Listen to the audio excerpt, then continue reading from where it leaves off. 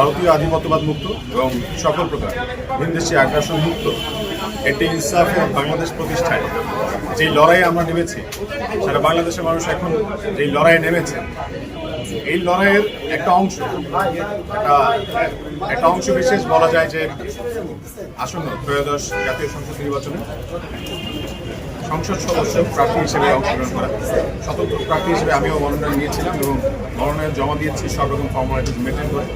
তবে দুর্ভাগ্যজনক কারণে যেটা আসলে দেখছি আর কি, যে শেখ হাসিনা চলে গেছে, পালিয়ে গেছে, কিন্তু তার সিস্টেমকে আসলে এই বাংলাদেশের যারা ইন্টারিম গভর্নমেন্টের যাদের দায়িত্ব ছিল এই মানে টোটাল নির্বাচনের প্রসেসটা সংশোধন করা, সংস্কার করা, তারা আসলে সেই শেখ হাসিনার সিস্টেমটাকে খুব আঁকড়ে ধরে বেঁচে আছে এখন।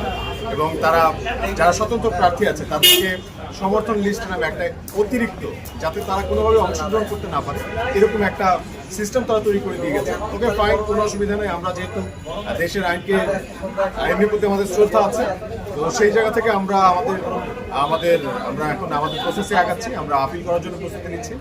ওনারা আজকে আমাকে বলছে আমার সমর্থন লিস্ট আমি জমা দিয়েছিলাম, সেখানে যাদেরকে তিনি কল দিয়েছেন সবাইকে আসলে তিনি রিচ করতে পারেননি।